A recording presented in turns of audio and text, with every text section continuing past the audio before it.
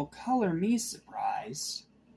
Like, after being let down by the first accountant, I did not really expect much out of this one. I mean, yeah, you get John Bernthal finally getting to be more relevant to the plot, but outside of that, it's kind of just. I just felt like it was just going to be more of the same thing, and the movie was so average, I didn't really think it deserved a sequel. But, thankfully, I was proven wrong in the first 15 minutes. This is way better than the original, by every single definition. It is way better, it is way more well made, and it is genuinely excellent.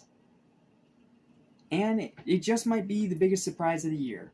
It has a good possibility of landing that spot, because I did not expect much out of it, but I came out the other end with a pretty damn good action film. So, yeah, this review is going to be a lot more positive than the last one, and I'm just glad I get to review a new movie this month that's not dog crap. Like, I know I said it in my last accountant review, but I'm going to say it again here. April of 2025 has sucked balls for movies. They've all either been terrible dumpster fires or not worth remembering, with one or two gems sprinkled in here and there. You know, Sinners, you get the deal. So, to actually have this as my one new movie review for this month, and it's not a pile of crap, that is nice. And if you're wondering what I mean by piles of crap, well, stay tuned for my April 2025 movie ranking, where I will be ripping apart a lot of bad movies. So, prepare yourself for that. But in the meantime, let's talk about this awesome movie and why it works better than the original. Well, I'll be damned. We actually get to end this horrendous month on film on a high note. The Accountant 2 is not only a far superior film compared to the original, like, it is literally night and day, but an all-around fantastic action-packed thrill ride. I really enjoyed this one. Better writing, way better writing. Excellent acting, especially John Bernthal, who completely steals the show. They fixed one of their biggest mistakes from the previous movie and actually let John Bernthal be in the spotlight and do what he does best, being a grisly but comedic badass, just like he is in Punisher. And here, it's not the same character as Frank Castle for obvious reasons, but he does a damn good job. Like, he is funny, he is likable, he is a genuinely great character, and every second he was on screen, I was having a great time.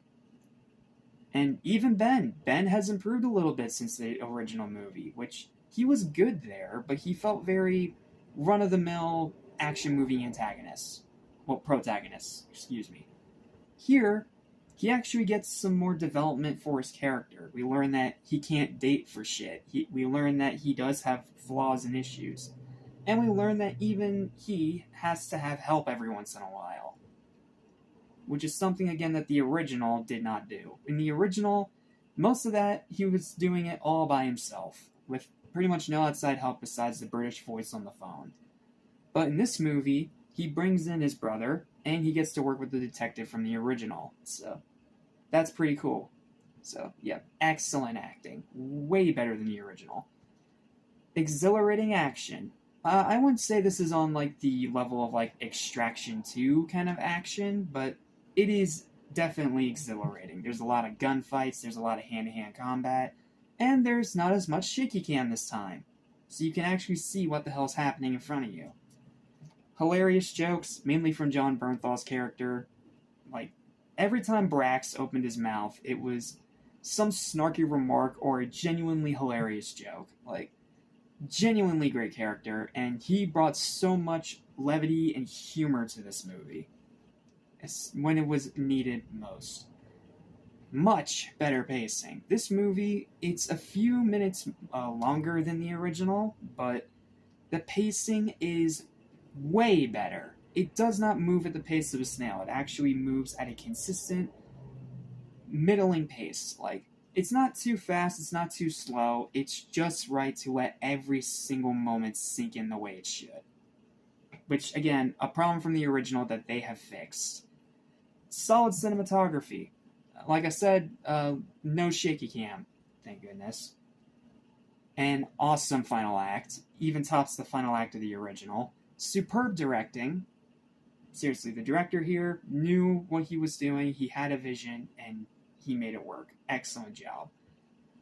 And much higher rewatchability. I can see myself watching this any day over the original at any time. Like, this is a genuinely great action thriller that had me invested way more than the original ever did.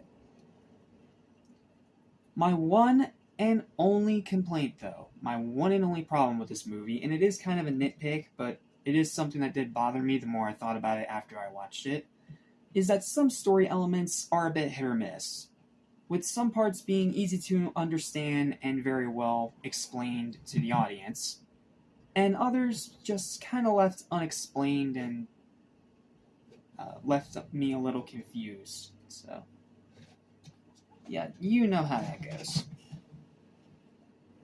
So, yeah, that's literally my only problem, the story elements being hit or miss. Like, if they did a better job explaining certain parts of the story, it could be a 10. Like, it is that close. I was having that much fun watching this movie. Maybe it's because I had my expectations lowered exponentially after being so let down by its predecessor, but I actually loved this one. Like, legit loved it. It fixes all the issues from the first, and is overall just a more well-built film. I highly recommend this one. Like, if you love action movies, you love Jon Bernthal, even if you were someone like me who was let down by the original, go see this movie. Go check it out in theaters. It is definitely worth your time. It is fun, it is hilarious, and it is a genuinely investing experience from start to finish. Throw Mind Shite in the freaking dumpster and watch this instead. Watch this or Sinners. Those are the only two movies in theaters right now that are actually worth your money. So, with all that said, let's get to my final verdict now for the accountancy, which is going to be a high, well-deserved, much improved 9 out of 10, which probably solidifies it a spot in the top 20 best movies of the year. This movie was fantastic. I had a genuinely great time, and I'm glad that it wasn't a piece of crap. Seriously, I cannot say enough how nice it is to end such a horrible month for film on an actual gem. You don't get that very often. So, yep. That's it. That is all I've got for this movie, because if I talk about it anymore, I'm going to end up going into spoilers. So, seriously, check this movie out if you haven't seen it. It is definitely worth your time. Feel free to like, share, and subscribe for more videos like this almost every single day, and I'll see you in the next review, which will either be the star of Marvelous May, or the new Netflix movie Havoc starring Tom Hardy. I don't know, I haven't decided yet.